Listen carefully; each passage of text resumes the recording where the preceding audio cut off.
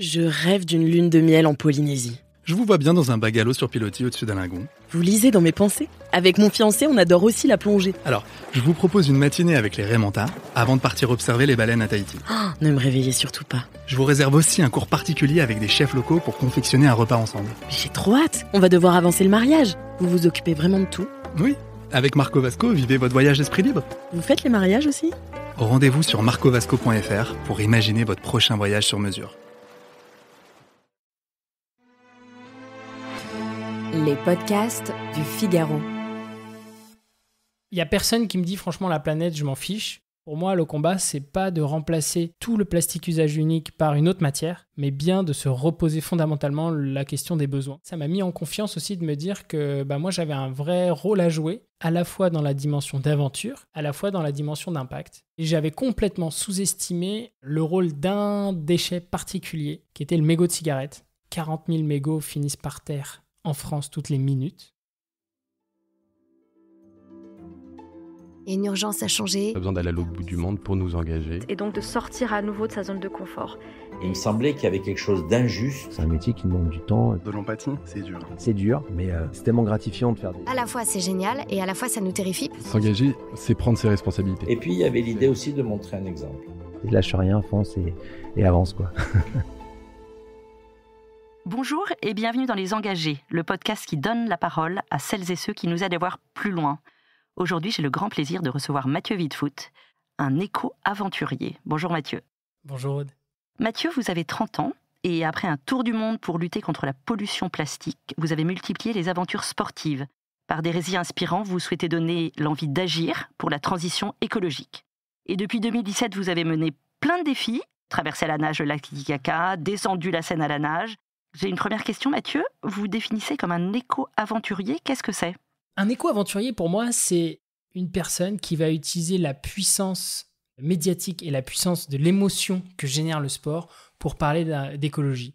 Et donc, ma mission au quotidien, c'est d'essayer de rendre l'écologie inspirante en justement utilisant des vecteurs qui ne sont pas forcément utilisés aujourd'hui. Ça s'est fait très progressivement. C'est après mes études que j'ai décidé de faire un rêve que j'avais depuis gamin avec mon cousin, qui était de faire un tour du monde en vélo. Mais avant ça, finalement, il y a eu progressivement des défis qui m'ont permis de me donner confiance. Donc le tout premier, c'était de courir un 10 km, puis ensuite de faire un semi-marathon, puis ensuite de faire un marathon. Et puis à chaque fois, j'avais un peu plus de confiance en moi en me disant, tiens, j'ai envie de me lancer dans des défis. Et à côté de ça, j'avais lu en fait à 17 ans un livre qui s'appelle Passeur d'espoir, dans lequel une famille va faire un tour du monde sur l'entrepreneuriat social.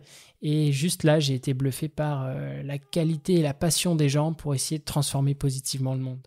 Et j'ai vu le nom Ashoka. Donc je connaissais pas, j'ai fait mes petites recherches et je tombe sur une communauté d'entrepreneurs sociaux dans le monde entier. Déjà, je savais même pas ce que c'était de base qu'un entrepreneuriat social.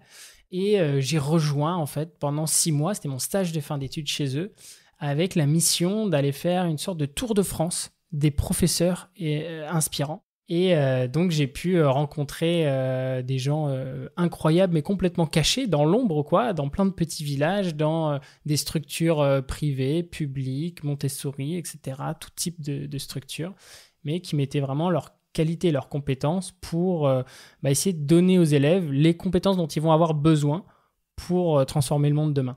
Et alors vous, votre mission, c'est l'écologie. Et vous avez, avec votre cousin, préparé ce défi un peu fou de partir autour du monde avec un but, repérer les innovations pour protéger de la pollution plastique. Exactement, on est en 2017, été 2017, au départ de ce voyage fou qu'on a préparé déjà pendant 6 mois. On a réussi à identifier 300 projets à travers le monde, à récupérer 50 000 € de financement pour faire ce projet et puis le faire rayonner surtout. Donc on part avec nos vélos, chargés avec des caméras, des micros, des drones, pour essayer de raconter à la fois notre épopée et à la fois nos rencontres. Et dans nos rencontres, il y a eu des rencontres fabuleuses. Je pense notamment à Juan Moussi, quand on arrive sur la fin au Brésil. Et Juan Moussi, c'est un révolutionnaire en fait uruguayen qui vit au Brésil avec la mission de rendre les gens libres. Et pour les rendre libres, il a créé un vélo qui est garanti à vie avec un cadre incassable fait à partir de plastique récolté dans les favelas. Et il nous raconte cette histoire absolument fabuleuse. Et nous, ce qui nous inspire, c'est que il a gardé son âme de révolutionnaire avec l'envie de rendre les gens libres, mais avec son moyen, qui est le vélo. On a fait d'autres rencontres fantastiques. Je pense notamment au Rwanda, qui a été pour moi une des plus grandes surprises, qui est en fait tout simplement le pays le plus propre d'Afrique. On a été arrêté à la frontière parce qu'on avait en notre possession des sacs plastiques, parce qu'ils les récupèrent pour pas qu'ils rentrent dans le pays, parce qu'ils se sont rendus compte bien avant nous que ça avait un impact économique important, tous les déchets plastiques, notamment que ça bouchait toutes les conduits d'eau, et donc ça créait des inondations qui en fait coûtaient très cher. Donc ils ont bien 10 ans avant la France banni tout ce qui était sacs plastiques, touillettes, etc. Donc c'est pas un pays qui est parfait sous tous les points de vue, mais par contre de ce point de vue-là, c'était une vraie source d'inspiration pour nous et aussi une vraie façon d'apprendre d'autres pays. Est-ce que vous avez repéré des choses qui sont transposables en France et qui peuvent être mises en pratique en Europe, dans notre pays? Plein. C'est-à-dire qu'en fait, quand on est parti, on a rencontré plein d'experts, une centaine d'experts. On leur a dit, mais si vous étiez à notre place, que vous aviez l'opportunité de faire un tour du monde pour rencontrer des solutions, qu'est-ce que vous aimeriez faire? Et à cette réponse, ils nous ont dit, allez plutôt dans les pays dans lesquels c'est plus dur de faire des recherches Google sur ce qui se passe. Donc allez remonter l'Afrique de l'Est, allez traverser l'Inde pour aller voir ce qui s'y passe concrètement. La première chose que j'ai envie de partager, c'est que, en fait, on est complètement déconnecté du problème et qu'en France, c'est pas qu'on gère mieux nos déchets ou qu'on a moins de déchets, c'est juste qu'on est meilleur à les cacher.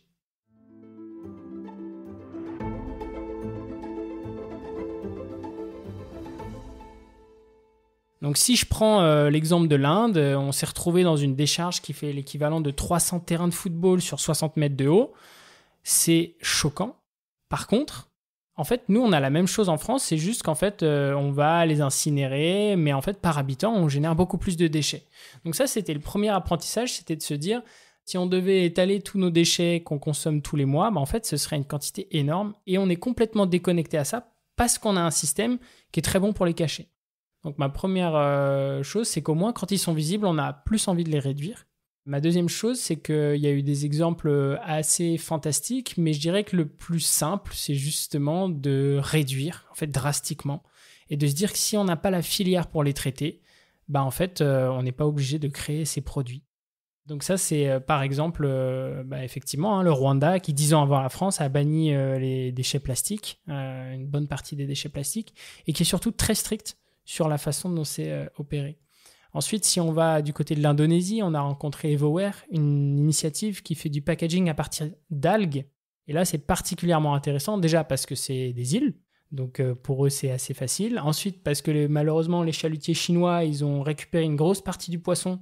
Donc beaucoup des pêcheurs se retrouvent sans capacité de pêcher. Donc là, ils élèvent des algues qui captent du CO2, qu'ils en font un packaging qui est possible d'utiliser dans des supermarchés pour des savons, des sachets de thé, etc. Et donc, nous, on a, j'ai l'impression, la facilité de se dire que le plastique à usage unique, on peut le mettre partout et que parfois, on a ailleurs des solutions innovantes comme celle-là. L'emballage plastique à partir d'algues, est-ce que c'est quelque chose qui est transposable en France? Alors, il y a une entreprise en France, Algopac, qui travaille là-dessus, notamment avec les sargasses, qui sont ces espèces envahissantes, en Bretagne notamment. Donc c'est partiellement transposable parce qu'en fait, pour moi, le combat, c'est pas de remplacer tout le plastique usage unique par une autre matière, mais bien de se reposer fondamentalement la question des besoins. Au début, on était parti un peu en croisade contre le plastique et on est rentré en se disant, en fait, on est plutôt en croisade contre l'usage unique et que, en fait, parfois, le plastique est une meilleure alternative. Mais attention, c'est pas mon but de pousser ces matériaux non plus. Donc vous partez 1 an avec votre cousin autour du monde. Qu'est-ce que vous faites de votre voyage au retour? Pour mes parents, je leur avais dit, le voyage pour moi, c'est mon master. C'est 2 ans, c'est 6 mois de préparation, 1 an de voyage, 6 mois de retour. Et on est parti avec cette phrase de Juan Moussi dont je parlais précédemment, qui disait « Le vrai voyage commence quand il se termine ». Et avec l'envie de se dire tout ce qu'on a rencontré, en fait, ça a été une phase d'apprentissage et donc maintenant, c'est notre responsabilité d'essayer de la mettre en place. Et j'ai eu la chance après d'intégrer une structure qui s'appelle Circulaire. Et au sein de Circulaire, mon rôle, c'était justement d'essayer de mettre en lien certaines des solutions que j'avais rencontrées et d'autres qui sont extraordinaires en France avec des grandes entreprises pour qu'elles puissent être déployées plus largement.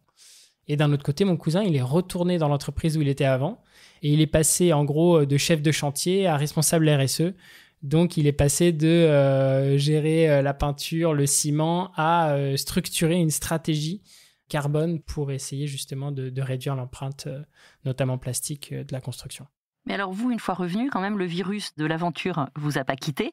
Et donc, toujours dans cette même logique, vous avez poursuivi des aventures sportives. Notamment, il y a eu cette aventure incroyable avec Théo Curin et le lac Titicaca pour alerter aussi sur la pollution et l'écologie. C'est vrai, Aude, parce que quand on passe de 365 jours dans une tente à dormir, sans savoir ce qu'on va manger, où on va dormir, comment on va boire, à un petit studio à Paris, et c'est vrai que le changement est brutal. Et même si j'étais vraiment nourri par l'impact, il me manquait cette dimension d'aventure.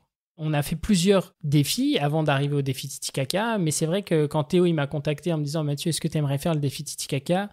Ma première réaction, c'était de me dire que c'était complètement fou comme défi. Ma deuxième réaction, c'était de me dire que finalement, il fallait que je reprenne l'avion et que j'avais décidé de vraiment réduire ça. Et donc, je me suis laissé du temps pour lui répondre. Et finalement, je lui ai dit « Écoute, Théo, c'était un grand oui » parce que ce qui venait chercher en moi, c'était non seulement le nageur, donc il y avait un trio, Théo Curin, Malia Metella et moi, et le défi dans les grandes lignes.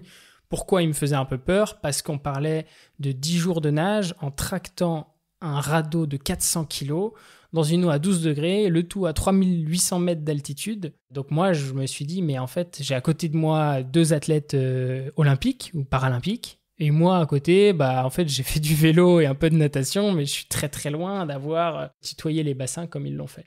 Donc ça me faisait un peu peur, mais après, ça m'a mis en confiance aussi de me dire que moi, j'avais un vrai rôle à jouer, à la fois dans la dimension d'aventure, à la fois dans la dimension d'impact. Et donc, on a échangé pendant 6 mois avec des associations locales pour comprendre en fait qu'est-ce qu'elles voulaient mettre en place pour contribuer à notre échelle à protéger le lac. Donc, c'est comme ça qu'on a un peu structuré l'impact et préparé le défi. Et donc, vous êtes préparé quand même physiquement avant ? C'est une grosse préparation.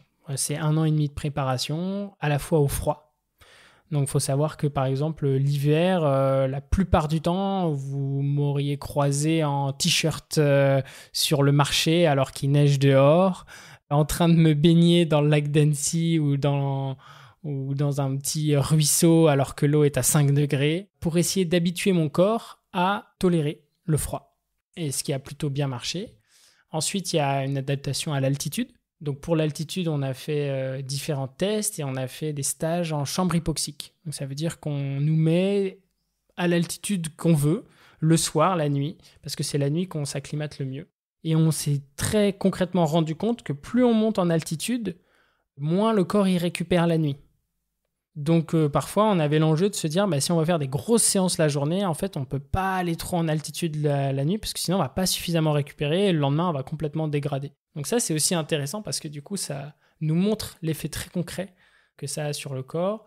Et après, il y a des efforts avec l'endurance, où là, on nageait pendant des heures en tirant un parachute dans l'eau pour simuler le bateau. Et après, on a fait différents stages pour essayer de se coordonner à 3 aussi, parce que c'est pas la même chose de faire quelque chose tout seul que d'être à 3 sur une petite embarcation flottante dans un lac immense.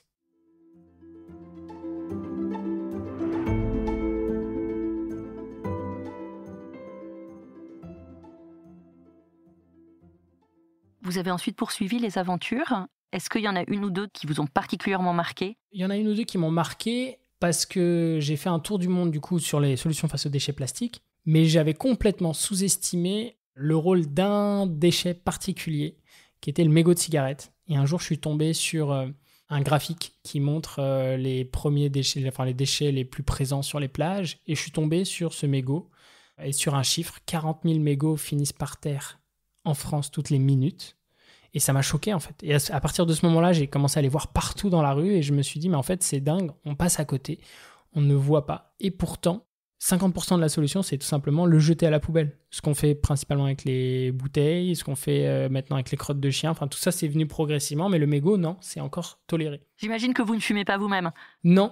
Mais en même temps, c'est pas contre tous les fumeurs. Enfin, le combat, hein, c'est vraiment contre la cigarette par terre. Et donc, on en a fait notre combat avec mes co-nageurs, on va dire. On a créé une association qui s'appelle Swim for Change. Et on a fait des défis. 2021, descente de la Seine à la nage, pour retracer le parcours d'un mégot, et record du monde de collecte de mégots. Et là, en 3 heures, c'est hallucinant, on a récolté 855 000 mégots dans Paris. On était 1000 personnes, donc 800 mégots par personne à peu près, 800-900 mégots. Et c'est dingue, on a 2 jauges entières qui font 2 mètres de haut, enfin bref, c'est hallucinant. Et on a refait ça en 2023. Et pourquoi ça m'a marqué ? Parce que, en fait, à la fois, ça montre que collectivement, on arrive à montrer l'impact d'une chose dont on ne se rend pas compte au quotidien. Et qu'en 2023, on a eu le youtubeur Inoxtag qui est venu avec nous, avec plein d'associations. En fait, sa vidéo, elle fait 4 millions de vues, où il ramasse des mégots. Et je trouve que là, on est vraiment dans notre rôle. C'est-à-dire que nous, on utilise des côtés inspirants, un record du monde, une traversée un peu dingue, mais pour aller toucher des publics qu'on n'aurait pas l'habitude de toucher. Et c'est ce que je trouve fort avec ce genre de défi. Donc c'est pour ça que quand on parle de projets un peu marquants, moi je trouve que là, ça a été des réussites, parce qu'on a vraiment fait 4 fois le JT de BFM, par exemple, parce qu'on avait ce défi un peu fou.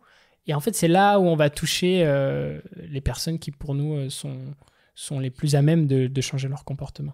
Aujourd'hui, vous continuez cette mission autour de l'écologie et vous agissez au sein d'entreprises plus particulièrement ? Exactement. En fait, aujourd'hui, j'ai toujours la même mission qui est d'essayer de rendre l'écologie inspirante, de donner envie. Et autour de ça, ça fait maintenant 6 ans que je fais des conférences. Donc, j'adore donner des conférences, raconter mon histoire. Et en même temps, ce que j'aime, c'est vraiment de créer de l'interaction avec le public. Et donc, au bout de 200 conférences, je me suis dit, je vais essayer de tester, de faire des choses un peu différentes, des respirations, des jeux, des Pictionary géants, plein de choses différentes. Et de fil en aiguille, en testant des choses, je me suis dit, mais en fait, je vais peut-être créer un format qui serait différent pour rembarquer des gens. Et j'ai eu cette opportunité en 2022 où on m'a proposé de faire ça devant des athlètes, des étoiles du sport. Et là, je me suis dit, mais si je parle aux athlètes, si je fais une conférence classique, il faut que ce soit quelque chose où il y a un peu de compétition, un peu de dynamisme, un peu de mouvement. Et là, ils vont être à fond. Et donc, j'ai rassemblé pour imaginer ce format des game designers, des athlètes olympiques, des experts du climat, des experts en sciences comportementales. Et on a créé comme ça un jeu qui s'appelle le Climate Workout. Et maintenant, ça fait 2 ans que je travaille dessus avec un format qui dure 1h30, qui fusionne de la sensibilisation au climat et un peu un jeu type Koh-Lanta. C'est pas exactement Koh-Lanta, mais dans l'esprit, il y a des équipes, elles s'affrontent sur des sujets liés au climat.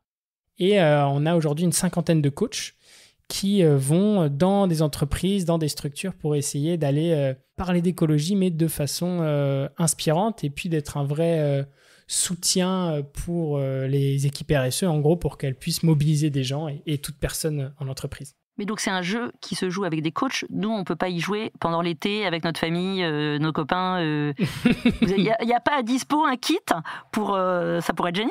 Pas encore, mais je rêverais de lancer un jeu de société. C'est vrai que c'est dans les projets. Pour l'instant, c'est vraiment animé par un coach qui a du coup un peu cette casquette d'expert et aussi qui t'emmène dans l'imaginaire. J'ai beaucoup appris en créant ce jeu. Il faut créer en fait tout un univers parce qu'il y a des gens qui aiment beaucoup la compétition, il y en a qui n'aiment pas du tout ça, il y en a qui aiment juste l'imaginaire et se faire entraîner comme par un guide. Et donc, c'est aussi ce qu'on a essayé d'imaginer. Quelle est la cible la plus difficile à atteindre pour sensibiliser à l'écologie ? C'est pas les jeunes, c'est les gens de plus de 50 ans, c'est qu'est-ce que vous ressentez ? C'est des gens qui ne regardent pas forcément les réseaux sociaux ? En fait, ça dépend aussi de l'objectif. Il n'y a personne qui me dit, franchement, la planète, je m'en fiche. Enfin, il y en a quelques-uns, honnêtement, mais c'est une poignée de personnes et c'est aussi pas les gens qu'on va cibler. Nous, on va cibler les gens qui pensent qu'ils en ont rien à faire, mais dans le fond, en ont quelque chose à faire et qui sont un peu dans l'entre-deux. Donc, il y a en fait les gens qui sont convaincus et les pionniers, on va dire. Eux, en fait, c'est très bien, ils sont très alertes sur le sujet. Puis après, il y a toute une partie un peu au milieu qui est un peu moins mobilisée, mais qui est plus facilement mobilisable. Et après, il y a les détracteurs Et là, en fait, on va perdre beaucoup d'énergie à essayer de convaincre les détracteurs, alors qu'en fait, on va plutôt viser cette partie du milieu. Et on dit dans le Tipping Point, je ne sais pas si vous connaissez, c'est un livre de Malcolm Gladwell qui montre comment en fait on passe d'un déclenchement à quelque chose de viral. Donc en fait, comment on passe de 10% à 100%, quoi. Et il dit que justement, il y a quelques conditions et qu'il faut atteindre grosso modo entre 10 et 20% d'une population critique qui sera pionnière pour créer un effet d'emballement pour tout le reste. Et nous, on se dit que si on arrive avec 10 à 15% par exemple des athlètes, de rendre l'écologie un sujet sexy, et ben en fait les autres vont être beaucoup plus à même de se dire ouais, mais en fait moi aussi je peux parler d'écologie, ça m'intéresse, comment est-ce que je fais pour en parler? Donc nous, c'est cette cible qu'on va viser. On va dire que c'est pas vraiment les pionniers, mais les autres. Donc autour des athlètes et des Jeux Olympiques, vous préparez des choses pour cet été ? Exactement, on a été en fait beaucoup sollicité par les Jeux parce que notre format qui fusionne sport et sensibilisation, en fait, il n'y a pas grand-chose qui existe là-dessus. Et donc, on va être présent sur le Club France, qui est un espace dans lequel vont se retrouver des médias, des athlètes. Et là, on a des animations avec des centres aérés pour animer ces climate workouts. On va aussi être sur une partie sur le Club France aussi pour parler d'une autre campagne qu'on crée, qui est les Jeux en 2048. Et donc là, en fait, on travaille avec 48 athlètes qui sont des athlètes de très haut niveau, comme Kylian Jornet, Romain Bardet, pour imaginer les Jeux en 2048 dans un monde qui respecte les limites planétaires. Et donc, le gros intérêt de ça, c'est que en fait, on va créer un imaginaire qui existerait pour essayer d'embarquer les athlètes dans cet imaginaire. Donc là, on a toute une journée d'activation avec des photographes, avec des illustrateurs et tout pour essayer de faire rêver à travers le sport.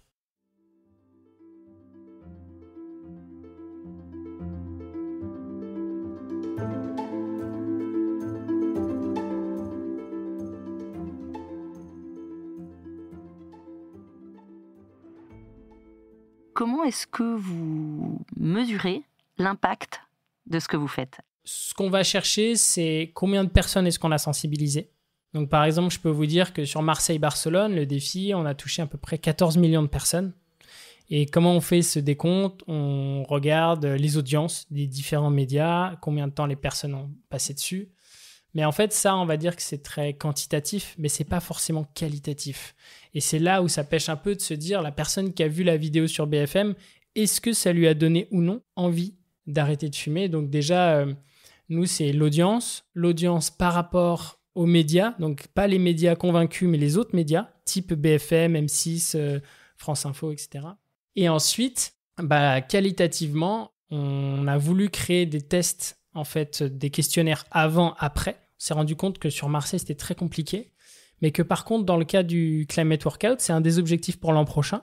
Justement, on a identifié quelques prestataires qui peuvent nous aider avec un regard extérieur à faire des audits avant-après les ateliers. Et c'est quelque chose qu'on veut vraiment développer. Et d'ailleurs, honnêtement, c'est aujourd'hui pour moi une vraie frustration de me dire que dans un Climate Workout, on va faire un atelier d'1h30 dans une entreprise. C'est peanuts par rapport à la sensibilisation. Alors, c'est bien parce que c'est un premier pas. Et en même temps, de plus en plus, je me dis que j'ai envie de créer des parcours d'engagement qui vont, en fait, sur 1 ou 2 ans, vraiment transformer la culture d'entreprise et que du coup, on ira beaucoup plus loin qu'un atelier ponctuel. Et vos prochains défis, faites-nous rêver ? Alors, nos prochains défis, le défi de cette année, c'est donc avec ma femme Chloé, on nage depuis longtemps, on fait beaucoup de défis ensemble, on a cette chance-là. Et plus on nage, plus on est confronté aux problématiques de l'eau. Donc la sécheresse, la pollution de l'eau, la mauvaise gestion de l'eau sur certains endroits, des mauvaises décisions. Et donc on s'est renseigné auprès d'hydrologues et la première axe qu'ils nous mettent en avant, c'est l'enjeu de reconnecter les gens à l'eau.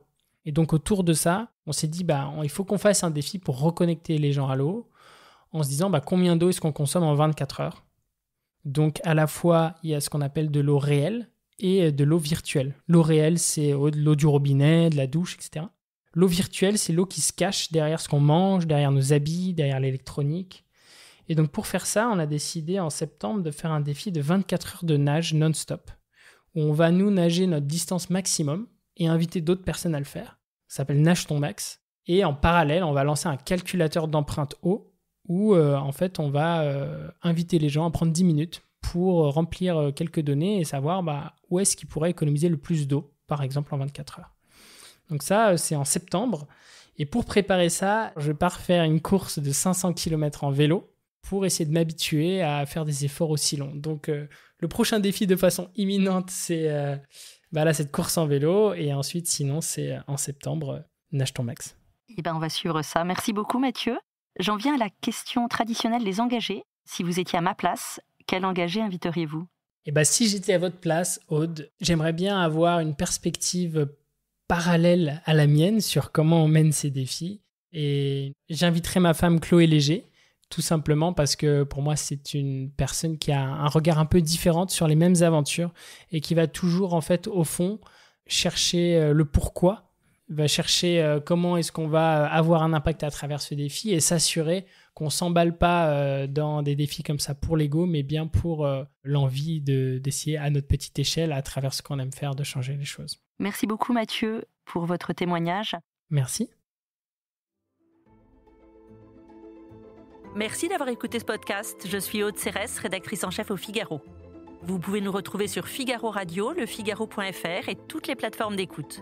Si vous avez aimé ce podcast, n'oubliez pas de vous abonner et de donner votre avis sur Apple Podcasts et Spotify. À bientôt. Je rêve d'une lune de miel en Polynésie. Je vous vois bien dans un bungalow sur pilotis au-dessus d'un lagon. Vous lisez dans mes pensées ? Avec mon fiancé, on adore aussi la plongée. Alors, je vous propose une matinée avec les Raymanta avant de partir observer les baleines à Tahiti. Ne me réveillez surtout pas. Je vous réserve aussi un cours particulier avec des chefs locaux pour confectionner un repas ensemble. J'ai trop hâte. On va devoir avancer le mariage. Vous vous occupez vraiment de tout ? Oui, avec Marco Vasco, vivez votre voyage d'esprit libre. Vous faites les mariages aussi ? Rendez-vous sur marcovasco.fr pour imaginer votre prochain voyage sur mesure.